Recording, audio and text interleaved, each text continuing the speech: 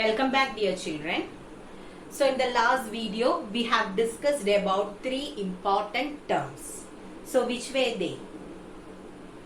EMF, that is epsilon, terminal voltage capital V, and voltage drop small letter v. So what is EMF? It is the work done in moving a charge through the entire circuit, isn't it? Then if you consider terminal voltage, it is the work done to move a charge through the external circuit, and voltage drop is the work done in order to move a charge through the electrolyte. I hope it is clear for you. And we have learned one more thing, that is epsilon is equal to capital V plus small v. In the case of EMF, we will be considering the cell, the whole cell. In the case of terminal voltage, external circuit. In the case of voltage drop, it is the inner part or the inner part of the cell. Okay. So now we will be discussing about the next term, which is known as internal resistance. Okay. Internal resistance. Already we have discussed about resistance. What was resistance? Resistance is the obstruction offered to the flow of current by a conductor. When a current flows through a circuit, the conductor itself offers some resistance or obstruction to the flow of current, and that is known as resistance. Now we are going to learn about internal resistance. So what is internal resistance? From the name itself you will understand that it is also resistance, that means obstruction. Internal resistance. Okay. So here it is the resistance offered by the electrolyte for the flow of current. Okay. Resistance offered by the electrolyte for the flow of current can be called as internal resistance. If you are considering a closed circuit, current flow takes place in the external circuit as well as internal circuit or the inner part. In the external circuit, current flow will be due to the movement of electrons, whereas in the inner part, current flow will be due to the movement of ions. Already we have discussed it in the last video, isn't it? So when you are considering a cell, in the inner part, current flow will be due to the movement of ions, positive and negative ions. And when you are connecting the electrodes using a wire, that is in the external circuit, current flow will be due to the movement of electrons. Now, in the external circuit, if an obstruction is there, we will call it as resistance, and in the inner part, the resistance offered will be called as internal resistance. Okay. So, what is internal resistance? The resistance offered by the electrolyte for the flow of current. Okay. So, is it clear? So, in a closed circuit, current flow will be due to the movement of electrons in the external circuit, and it will be due to the movement of ions in the internal circuit. Now, the obstruction offered to the flow of current by the electrolyte can be called as internal resistance. Okay. And it is represented by small letter r. Small letter r stands for internal resistance. Okay. Now we have to consider some equations related to this. These equations are very important because we have many numericals based on this. Okay. We'll consider a circuit now. So I have a cell.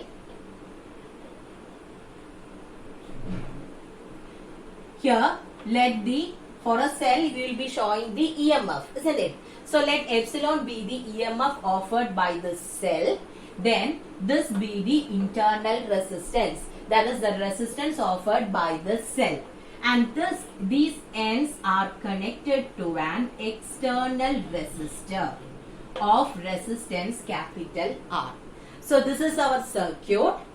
This is our cell. Okay. Cell is the source of power. Now, it is connected to an external resistor, and this actually this internal resistance is inside, it is the resistance offered by the cell, but in order to show it separately I have drawn it there. Okay, so this epsilon is the EMF offered by the cell, small r represents the internal resistance across the cell, and capital R is the externally connected resistance. Clear? Now, since the cell is there, we will be having the current. So current, let I be the current and let V be the potential across this resistor. Terminal voltage across the resistor V, capital V. Okay, now I think you remember Ohm's law. So what was Ohm's law? At constant temperature, the current flowing through a circuit is directly proportional to the potential difference across its ends, isn't it? And do you remember the mathematical expression for Ohm's law? It is P is equal to IR, isn't it? This is the mathematical expression for Ohm's law. Now we are going to consider this, and based on this equation we are going to write this, all these terms. Okay, so keep in mind that is voltage is equal to current into resistance. Okay, now what is the total resistance offered by the circuit? Total resistance. So what is the total resistance offered by the circuit? We have considered a circuit, isn't it? So what is the total resistance offered by the circuit? We have the resistance offered by the externally connected resistor, capital R, plus the resistance offered by the cell, which is small letter r. That is the internal resistance, isn't it? I think it is clear for you. We have considered a circuit, cell, EMF is epsilon and internal resistance is R. It is connected to an external resistance of resistor of resistance capital R. So, the total resistance offered by this circuit is capital R plus R. Okay. Now, how can I write the current flowing through the circuit? Since L is here, we have the current I flowing through the circuit. So what will be I equal to? So I told you we have to use Ohm's law here. We have V is equal to IR. That is the standard form of Ohm's law.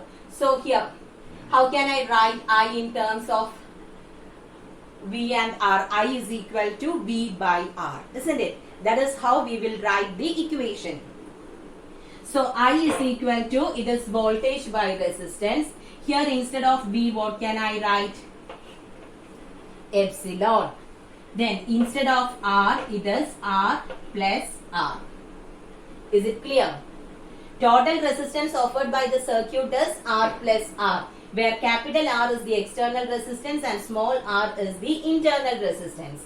Now I am going to write the equation to calculate the current flowing through the circuit.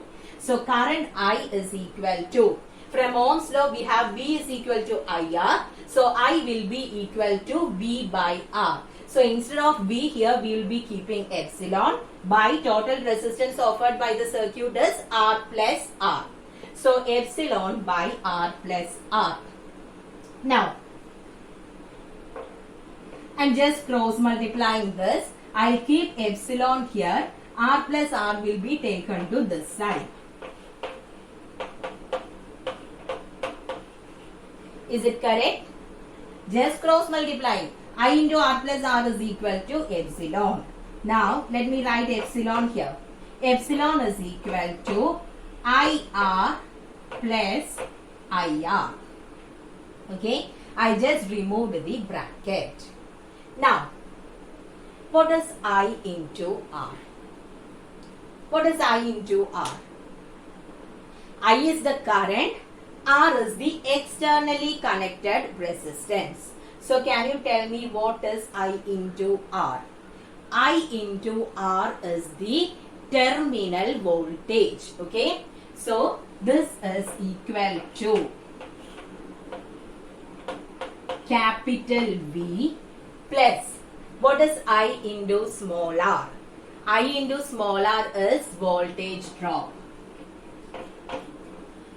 We actually started the class with this, isn't it? That is epsilon is the sum of terminal voltage and voltage drop.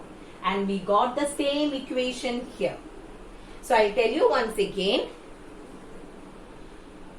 We know that current I is equal to voltage by resistance. In this case, voltage is epsilon. We are considering the EMF divided by total resistance is R plus R. Then after cross multiplication, I got it as I into R plus R is equal to epsilon, or epsilon is equal to IR plus IR. Now, here current into resistance is always potential difference. Here the current into externally connected resistance. So since the externally connected resistance is coming there, that will be terminal voltage. Okay.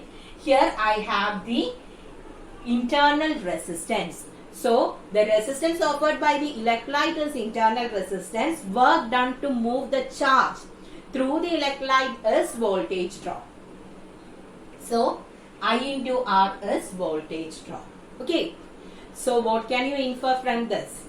Epsilon is equal to terminal voltage plus voltage drop, and for calculating epsilon we got one more equation here, isn't it?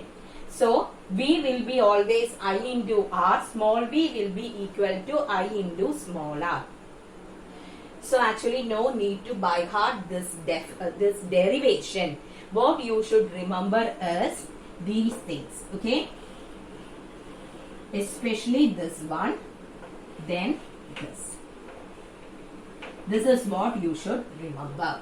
Now itself, in your notebook, please write the equations which I say. This is very, very important. Okay. So when we do the numericals, what you have to remember, if it is to calculate current, I will be epsilon by R plus R. That is what you should keep in mind is in a question. If you are asked to calculate electric current, then the EMF divided by total resistance will be your answer. Okay. So current will be epsilon by R plus R. Terminal voltage will be I into capital R. Current into external resistance. Voltage drop will be I into small r. So please write this and put it inside a box. It's very, very important. Okay. So what all things you should learn from this? You should know what is internal resistance. First thing is you should know what is internal resistance. Then equations. Okay. So please be thorough with these things. Is it clear? That is, current is equal to epsilon by R plus R. If you are asked to calculate current, always you should consider the entire resistance in that circuit. Then terminal voltage means we will consider only the externally connected resistance. If it is voltage drop, we will consider only the internal resistance there. Current into internal resistance. Clear? Next is about the factors on which internal resistance depends. Okay, it's also very important. Many times this question came for the board exam. Which are the factors on which internal resistance offered by a cell depend? So there are 4 factors. First one is the surface area of the electrons. Okay, first one is surface area of the electrons. If the surface area is more, then the internal resistance will be less. Okay. So they are inversely proportional. When the surface area, higher the surface area, lesser will be the internal resistance. Now the second one is the temperature. When temperature increases, then internal resistance decreases. So it is also inversely proportional. Surface area as well as temperature is inversely proportional to the internal resistance. Now, third one is the distance between the electrodes. So if the distance between the electrodes increases, then the internal resistance also increases. Okay. So larger the distance between the electrodes, greater is the internal resistance. Now the last one is the concentration of the electrolyte. So if the electrolyte is concentrated, then the internal resistance will be more. Electrolyte. Okay. So these factors and how it depends, it's very important. Internal resistance depends on 4 factors, which are they? Surface area, temperature, distance between the electrodes, and concentration of the electrolyte. When the surface area of the electrodes increases, then internal resistance decreases. When temperature increases, then also internal resistance decreases. But when the distance between the electrodes or concentration of the electrolyte increases, then the correspondingly what happens, internal resistance also increases. Okay, so hope it is clear for you. Now for these 2 videos I just need the question answers. Okay, only very few question answers are there based on this. You can take page number 200 in your textbook. So I have completed till question number 6. In that, for question number 4 and 5 answer is already given there. So question number 1 to 6, that is questions 1, 2, 3 and 6. This will be the homework for you. So I want to see the main equations which I wrote in on the board. I told you to write it in the notebook. So those equations plus question number 1, 2, 3 and 6. So this will be your homework. Okay. So this you should write and submit in the upload in the Google Classroom. So one more thing, children, you should be thorough with this portion. Then only we will be able to do the numericals. Okay. So please watch the video properly. Be thorough with the concept. Be thorough with the equations. Okay. So thank you.